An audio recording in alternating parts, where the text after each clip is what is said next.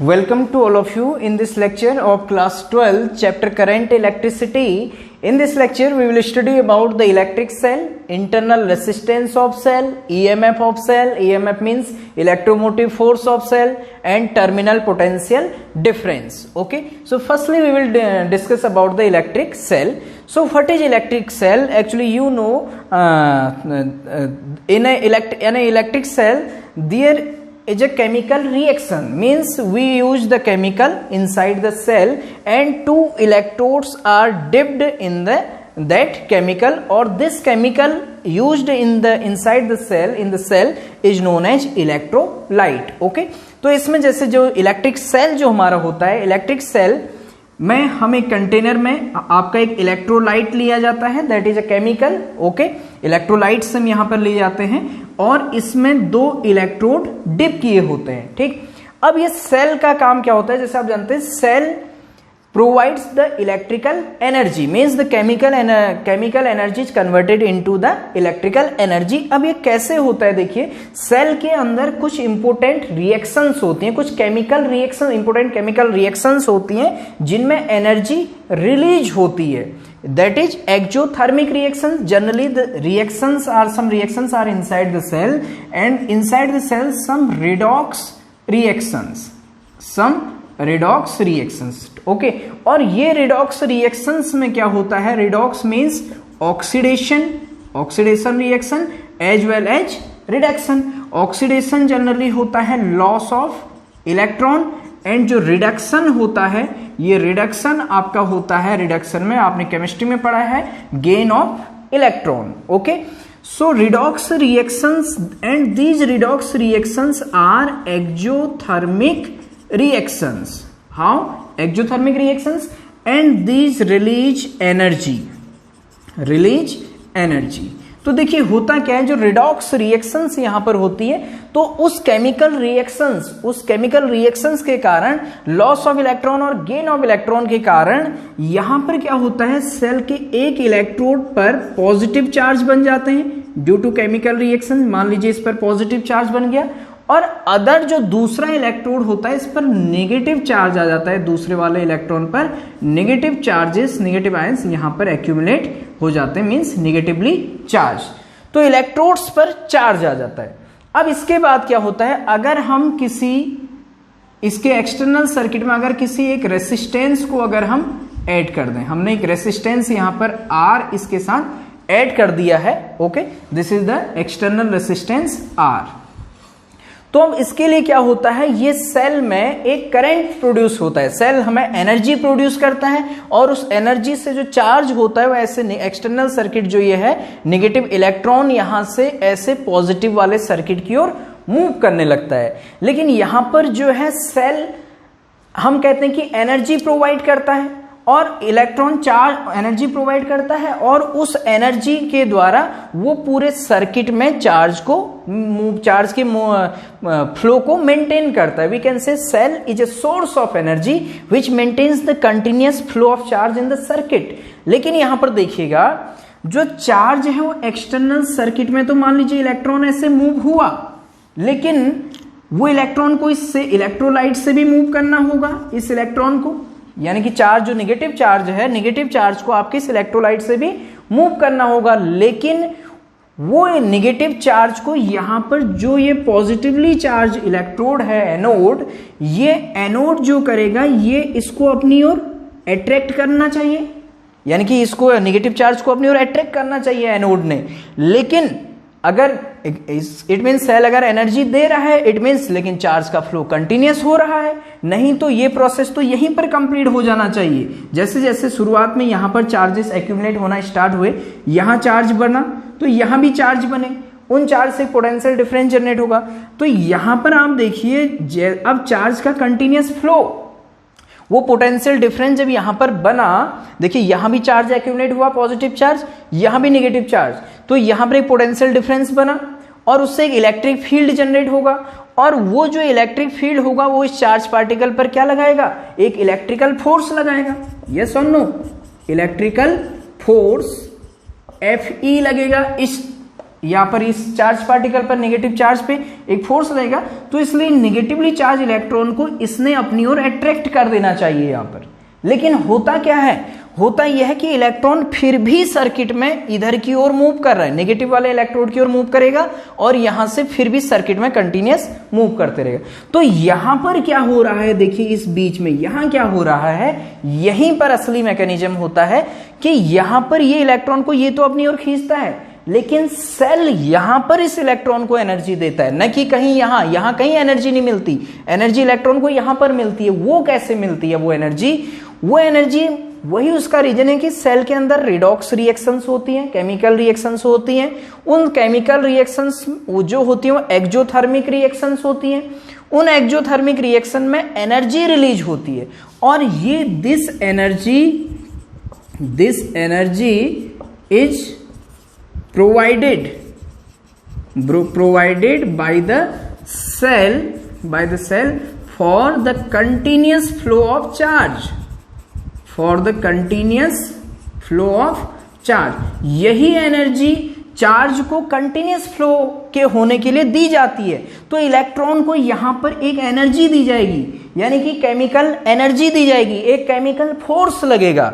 वो chemical force इतना ज्यादा होता है कि जो इलेक्ट्रोस्टैटिक फोर्स Fe है उससे ज्यादा केमिकल फोर्स यहां पर बनता है। ठीक, तो यहां पर एक और फोर्स लगेगा, कौन सा force, chemical force, that is Fc। Okay, और यहां पर ये कंडीशन होती है सेल के अंदर कंटिन्यूअस फ्लो ऑफ चार्ज के लिए।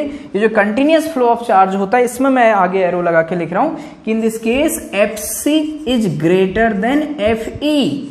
जो केमिकल फोर्स होता है ये इलेक्ट्रोस्टैटिक फोर्स से ज्यादा होता है। और आपको ध्यान देने वाली जो बात है यहां पर, जो ये केमिकल फोर्स है, this chemical force is non electrostatic force. ये ध्यान दीजिएगा, इज नॉन इलेक्ट्रोस्टैटिक फोर्स। ये केमिकल फोर्स कोई इलेक्ट्रोस्टैटिक फोर्स नहीं होता है, एक नॉन इलेक्ट्रोस्टैटिक फोर्स है और ये इस इलेक्ट्रोस्टैटिक फोर्स से ज्यादा होता है। इसलिए ये पॉजिटिवली चार्ज इस नेगेटिव चार्ज को अपनी ओर अट्रैक्ट नहीं कर पाता है इलेक्ट्रोस्टैटिक फोर्स होने के बाद भी, क्योंकि तो केमिकल फोर्स इससे ज्यादा होता है और वो केमिकल एनर्जी इलेक्ट्रॉन को जहां पर चार्ज को मिलती है, नेगेटिवली चार्ज को, और वो फिर उस एनर्जी को लेकर के एनर्जी लेगा यहां से और उसको लेकर के फिर सर्किट में घूमते रहेगा, फिर आएगा राउंड लगा करके, चार्ज मूव होते रहेगा, कंटिन्यूअस चार्ज मूव होते रहेंगे। ठीक है, तो बार बार जो चार्ज होगा वो यहां से एनर्जी, जैसे हर एक इलेक्ट्रॉन है, ऐसा नहीं कि एक ही इलेक्ट्रॉन जा रहा है वही घूम करके फिर आ रहा है, ऐसा नहीं है। बहुत सारे इलेक्ट्रॉन्स यहां पर जो आपका चार्ज मूव कर रहा है, तो हर एक चार्ज जो है यहां पर से एनर्जी लेगा और उस एनर्जी को लेकर के यहां पर, तो सेल जो एनर्जी प्रोवाइड करता है वो यहां पर इलेक्ट्रोलाइट में एनर्जी को बार बार प्रोवाइड यहां से करता है केमिकल रिएक्शंस के द्वारा, और वो केमिकल रिएक्शंस के द्वारा चार्ज पूरे सर्किट में फिर मूव करता है। Okay, so chemical force is mainly, so what is the response, how we can say what is responsible for the energy of the cell? So energy, the chemical reactions inside the cell are responsible for the for providing the energy by the cell. Okay, so cell is a source of energy. Please यहां पर ध्यान दीजिए, cell कोई charge produce नहीं करता है, cell can not produce any charge, cell never produces any charge, cell just provides the energy to the charge. Okay, so here I can also write the definition of cell. So we can write cell is a source of energy. ध्यान दीजिएगा, cell is a source of energy which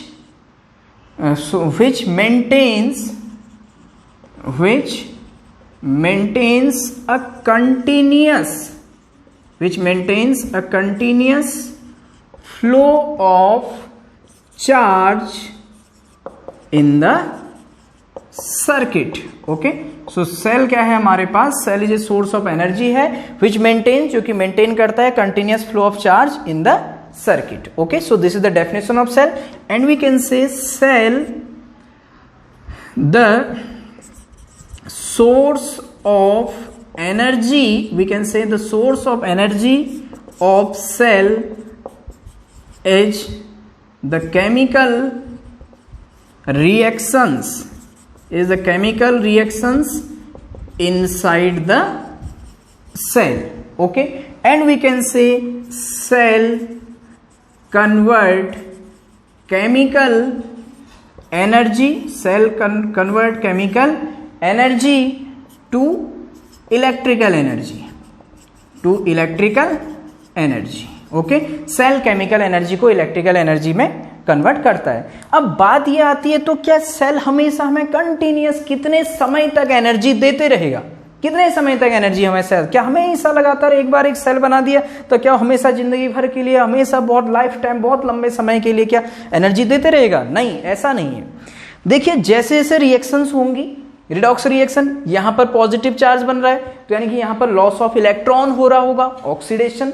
okay, loss of electron में oxidation, और जब loss of electron होगा तो positive charge, और यहां पर लॉस गेन ऑफ इलेक्ट्रॉन होगा तो इसलिए नेगेटिव चार्ज. तो रिडॉक्स रिएक्शन कंटिन्यूअसली चलते जा रही हैं, तो यहां पर चार्जेस एक्यूमुलेट लगातार होते जा रहे हैं. इससे क्या होना होगा, आपका ये जो इलेक्ट्रोस्टैटिक फोर्स है, electric field increase, electrostatic force बढ़ेगा. तो एक कंडीशन ऐसी आएगी जब इलेक्ट्रोस्टैटिक फोर्स और केमिकल फोर्स बराबर हो जाएंगे, ठीक है, तो उसके बाद से फिर वो हमें एनर्जी देना नहीं दे पाएगा. Okay, so that is the about the cell. Okay, ये सेल का फंक्शन है. And cells are generally of two types, primary cell and secondary cell. Primary cell you know rechargeable cell, non rechargeable cell as like as dry cell, galvanic cell, Leclanche cell, okay, Daniell cell, and secondary cells, lead accumulator.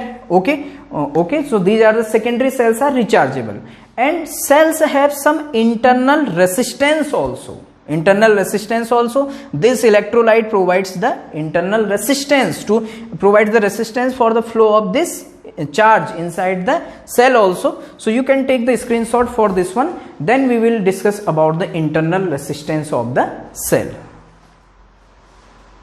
So what is internal resistance? Next thing is internal resistance of cell.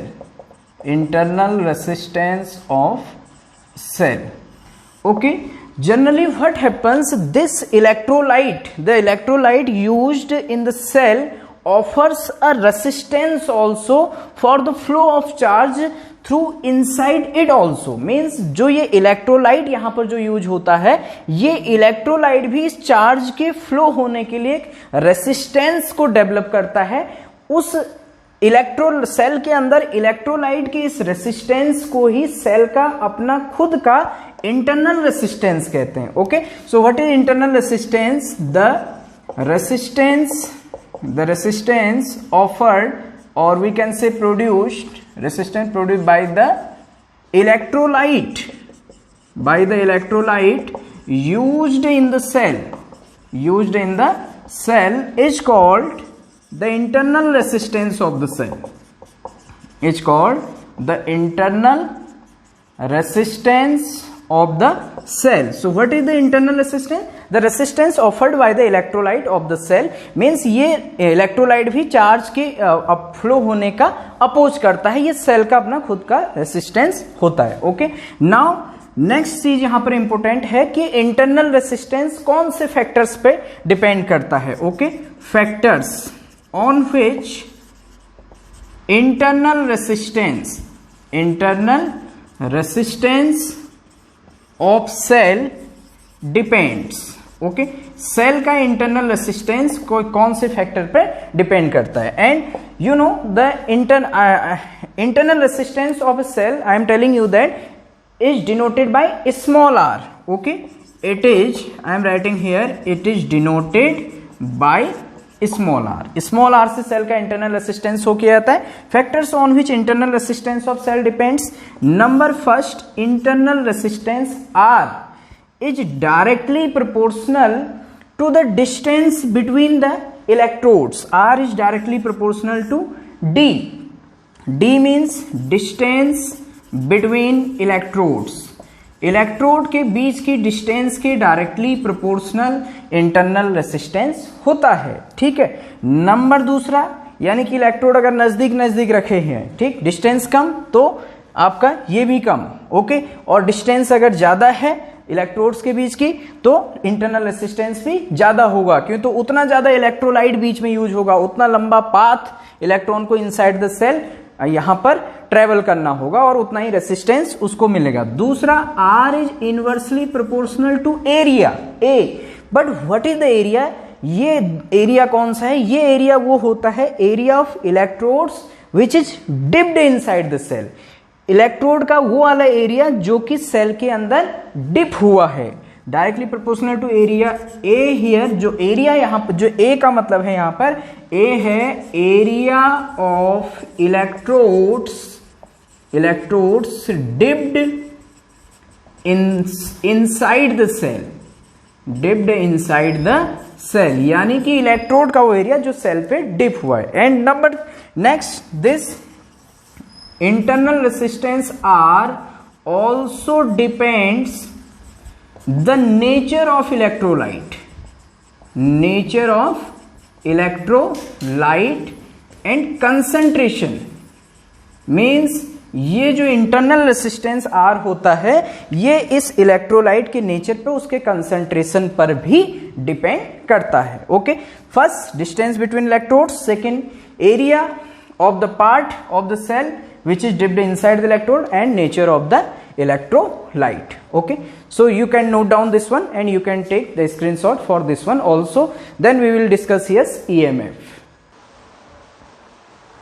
Okay, next term is EMF of cell. तो EMF of cell क्या होता है? EMF is generally electromotive force. EMF is electromotive force. This is the EMF stand for. Okay, अब EMF क्या होता है? देखिए, किसी भी सेल में, in any cell, the energy provided by the cell to flow the charge in the whole circuit, in the external circuit as well as in the internal circuit. Okay, means किसी cell का जो EMF होता है वो क्या होता है? The total energy produced by the cell और प्रोवाइडेड बाय द सेल के द्वारा प्रोवाइड की गई टोटल एनर्जी, जिसको हम work done per unit charge कहेंगे, W/Q पर यूनिट चार्ज के लिए। Energy is form of work, total energy provided by the cell to move unit positive charge from in the whole circuit, in the whole circuit हम कहेंगे outside the cell and inside the cell, means including the cell also in the external circuit as well as in the internal circuit. Means किसी cell को देखिए, अगर हम यहां पर एक सेल से एक एक्सटर्नल रेसिस्टेंस R जोड़ दें तो, और जिसको मैंने यहां पर ऐसे शो किया इस फॉर्म में, और ये सेल है, ये सेल को ऐसे शो किया, और दिस इज R, ये R शो किया गया है इंटरनल रेसिस्टेंस ऑफ सेल, जो कि इलेक्ट्रोलाइट प्रोवाइड करेगा। तो ये इंटरनल रेसिस्टेंस को हम ऐसे आउटसाइड बनाते हैं सेल के साथ, लेकिन ये सेल के आउटसाइड नहीं होता, ये इंटरनल रेसिस्टेंस सेल के अंदर का ही रेसिस्टेंस है। ये वाला, ये बनाया ऐसे जाता है, स्मॉल टाइप से शो किया जाता है रेसिस्टेंस, और स्मॉल r से। तो किसी सेल के द्वारा किसी चार्ज को, एक यूनिट पॉजिटिव चार्ज को सेल के अंदर, यानी कि पूरे सेल के अंदर और इस एक्सटर्नल रेसिस्टेंस में प्रोवाइड करने के लिए जो एनर्जी दी जाएगी, जो वर्क किया जाएगा यूनिट पॉजिटिव चार्ज के लिए, वो इस सेल का EMF होता है, मींस दैट इज EMF। और जो टर्मिनल पोटेंशियल डिफरेंस होता है वो सेल को केवल एक टर्मिनल से दूसरे टर्मिनल तक चार्ज को मूव कराने में जो वर्क डन होगा यूनिट पॉजिटिव चार्ज के लिए, उसको टर्मिनल पोटेंशियल डिफरेंस कहते हैं। दोनों को समझिए, टर्मिनल पोटेंशियल डिफरेंस में हम सेल के अंदर जो वर्क डन करना होता है, क्यों, तो ये भी तो एक रेसिस्टेंस डेवलप करता है, सेल के अंदर भी एक रेसिस्टेंस है, उसके अक्रॉस भी पोटेंशियल ड्रॉप होगा I इंटू आर। अगर सर्किट में करंट I है तो I इंटू स्मॉल r, यहां भी पोटेंशियल ड्रॉप होगा, तो वहां भी एनर्जी यूज होगी। हम उसको काउंट नहीं करते टर्मिनल पोटेंशियल डिफरेंस में, इनसाइड द सेल को इंक्लूड नहीं करते। टर्मिनल पोटेंशियल डिफरेंस में हम केवल इतना बात करेंगे कि एक टर्मिनल से दूसरे टर्मिनल तक ले जाने में जो वर्क डन होगा यूनिट पॉजिटिव चार्ज के लिए, वो टर्मिनल पोटेंशियल डिफरेंस है। आप ऐसा मत सोचिए कि रेसिस्टेंस तो बाहर है, ये बाहर शो किया गया सेल के अंदर है। सो EMF क्या है? किसी work done in forcing the unit positive charge from unit positive charge in the whole circuit in the external circuit as well as in the internal circuit, that is the EMF. Okay, और terminal potential difference होता है केवल एक terminal से दूसरे terminal तक cell को charge को, यूनिट पॉजिटिव चार्ज को प्रोवाइड करने, मूव कराने में किया गया work done. Okay, so now I am writing the definition of EMF and internal potential difference, terminal potential difference, then we will explain further. Okay, this is written here. Okay, I have written this one here. So what is EMF? The work done by the cell in forcing unit positive charge to flow in the whole circuit, including the cell also. Okay, is called the EMF of cell, equal to work done per unit charge, W upon Q, equal to W inside the cell. Suppose the work done by the cell or energy provided the cell in flow of the charge inside the cell is suppose W internal, and for external, that is work done W external. So in case of EMF, both work are included, W internal plus W external upon Q. So this is EMF, and unit is like as potential difference, volt is its unit. Okay, the direction of EMF inside the cell is from negative electrode to positive electrode. Inside the cell, its direction is from negative to positive electrode. Okay, so you can take the screenshot for this one. Then I will write here the definition for terminal potential difference. Okay, now this is terminal potential difference. What is terminal potential difference? This is the work done by the cell in forcing unit positive charge to flow from one terminal to another terminal of the cell. From one terminal to only another terminal of the cell is called terminal potential difference. Means V equal to W external upon Q. इसमें जो work done होगा वो केवल external circuit में one terminal से दूसरे terminal तक का वर्क देखा जाएगा, सेल के अंदर के वर्क को इंक्लूड नहीं किया जाता है. ठीक, तो V equal to W external upon Q. तो आप यहाँ पर देख सकते हैं कौन ज्यादा होगा, E या V. तो E आप देख रहे हैं वो वर्क डन कौन सा है, या वो एनर्जी है चार्ज को सेल के अंदर और बाहर पूरे सर्किट में घुमाने में, यूनिट पॉजिटिव चार्ज को. और टर्मिनल पोटेंशियल डिफरेंस से क्या है, केवल चार्ज को एक टर्मिनल से दूसरे टर्मिनल तक ले जाने में work done per unit charge. तो EMF में तो पूरे सर्किट में, तो किसकी वैल्यू ज्यादा होगी, EMF की वैल्यू हमेशा ज्यादा होगी. Okay, you can take the screenshot for this one also. Then after you can take screenshot. Okay, now we will establish the relation between terminal potential difference and EMF. Relation between terminal potential difference V and E. This is terminal potential difference and V, and this is E. So we know EMF, we can write EMF E equal to W internal plus W external upon Q. Means for whole circuit, पूरे circuit में charge को घुमाने के लिए, including the cell also, that is EMF. अब हम इसको कैसे लिख सकते हैं, देखिए E equal to we can write W internal upon Q, W internal upon Q plus W external upon Q. हम इसको ऐसे भी लिख सकते हैं.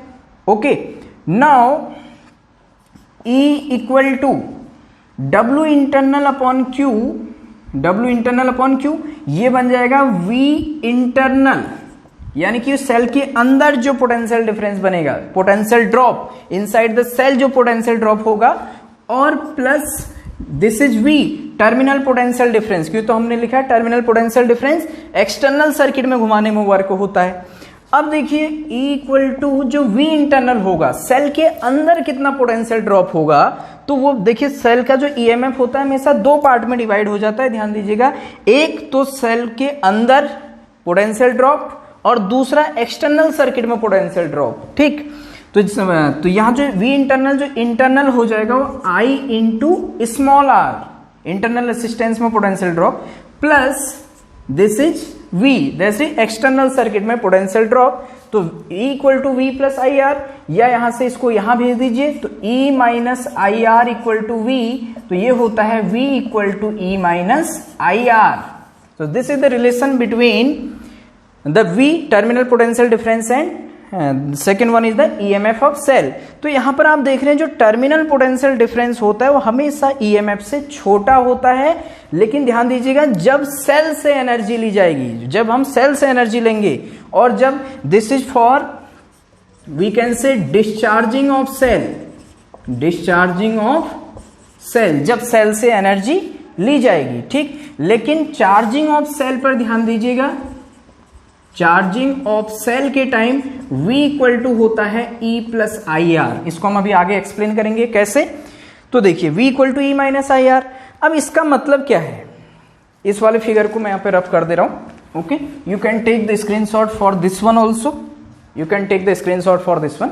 Okay, V equal to E minus I R का मतलब ये है कि मान लीजिए हम मार्केट से एक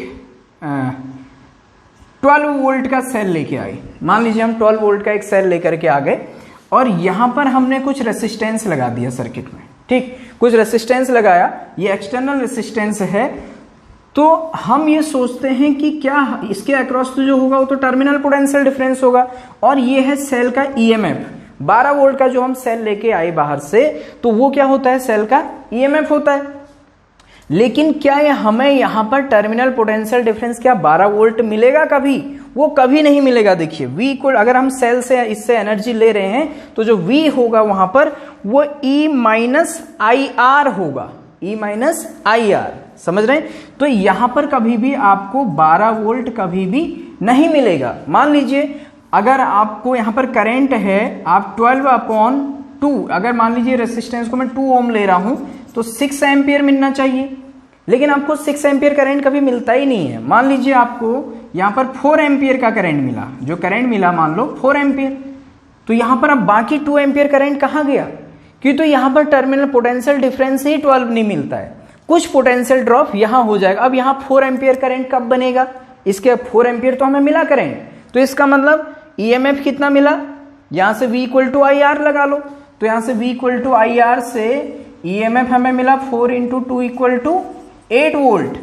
तो हम तो 12 वोल्ट का सेल लाए थे, लेकिन हमें करंट 6 एम्पियर मिलना चाहिए था। करंट कितना मिला? 4 एम्पियर ही मिला, ठीक। 6 एम्पियर की 4 एम्पियर मिला, इट मींस हमें पोटेंशियल डिफरेंस ही 12 नहीं मिला पूरा, हमें पोटेंशियल डिफरेंस कितना मिला? 8 वोल्ट।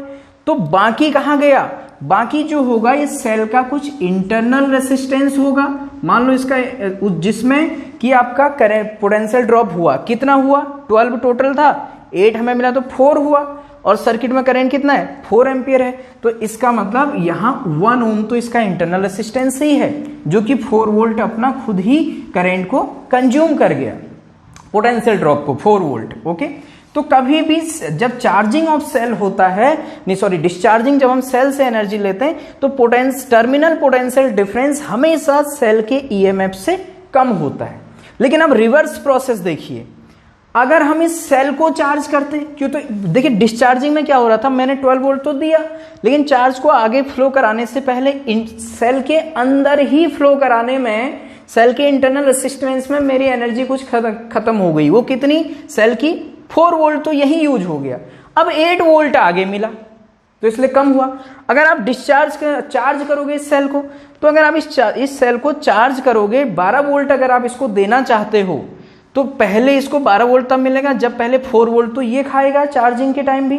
तो इसलिए आपको एक्सटर्नल 16 वोल्ट जब आप देंगे, क्यों तो पहले आप चार्ज इसको बाहर से चार्ज देंगे तो तब भी ये कुछ ना कुछ चार्ज को एनर्जी वहां पर पोटेंशियल ड्रॉप होगा, वो पोटेंशियल ड्रॉप 4 हो जाएगा, तो आप 12 देंगे तो इसको 8 ही मिलेगा, इसलिए आपको 16 देना पड़ेगा। तो चार्ज 16 देंगे, 4 ये ड्रॉप करेगा, तब हमें ईएमएफ 12 मिलेगा। 16 वोल्ट से चार्ज करने पर तब ईएमएफ 12 मिलेगा, ठीक। तो चार्जिंग ऑफ सेल के टाइम पर V इक्वल टू क्या होता है? E plus I R. तो चार्जिंग के टाइम पर V जो हो जाएगा आपका, इस समय जो V हो जाएगा वो ग्रेटर देन E हो जाएगा, by which amount? Plus I R से। और यहां पर जो होगा V हमेशा लेस देन E होता है डिस्चार्जिंग ऑफ सेल के टाइम पर। Okay, now you can take the screenshot for this one. अब इसके बाद हम आगे इस पे बात करते हैं करंट क्या होगा सेल का, सेल का करंट क्या होगा। तो हमारे पास फॉर्मूला आया V equal to E minus I R. अब देखिए यहां से ये V क्या है? Terminal potential difference external circuit में, और ये कितना होगा? I into R, ohm's law हम लगा रहे हैं। इस माइनस आई आर को भी यहां ले आइए, plus I R equal to E, I common ले लीजिए, R plus R equal to E, तो I इक्वल टू बन जाएगा E upon R plus R. तो ये बन जाएगा सर्किट में हमारा टोटल कितना? Current. Okay, you can take screenshot for this one also. Now अब हम इस पे बात करते हैं इसके एक इंटरनल रेसिस्टेंस के लिए फॉर्मूला। तो हमारे पास जो है देखिए V equal to E minus I R, तो यहां से क्या हो जाएगा I R equal to E minus V हो जाएगा, और हम निकाल रहे हैं आर, तो आर निकाल रहे हैं तो ये हो जाएगा ई माइनस वी अपॉन आई हो जाएगा। आर जो हो जाएगा हमारा ई माइनस वी अपॉन आई, और आई की जगह पर आप रख लीजिए वी अपॉन आर, तो क्या बन जाएगा I equal to E minus V upon V upon R. आप इसको करेंगे तो जब आप इसको सॉल्व करेंगे तो यहां से हमें एक चीज मिलेगी, R इक्वल टू V से अलग अलग डिवाइड कर दीजिएगा E अपॉन V, और V से V को करेंगे तो -1 हो जाएगा, जो R है वो ऊपर इंटू हो जाएगा R। So this is also the formula for internal resistance of the cell. अगर हमें EMF दिया हो, V दिया हो और ये R दिया हो एक्सटर्नल रेसिस्टेंस, तो हम R equal to E upon V -1 into R से सेल का इंटरनल रेसिस्टेंस को कैलकुलेट कर सकते हैं। Okay, so this is about the internal resistance, EMF of cell, terminal potential difference, और सेल क्या है देखिएगा, ये आपको समझ में आया होगा। ध्यान दीजिएगा जो सेकेंडरी सेल होते हैं जो कि रिचार्जेबल है, उनका इंटरनल रेसिस्टेंस प्राइमरी सेल से कम होता है, ये पॉइंट भी आप नोट कर सकते हैं। Okay, so in this lecture we have studied about the cell, EMF of cell, internal resistance, all these things. So please be regular in your studies, and that's all for this lecture. Thank you so much.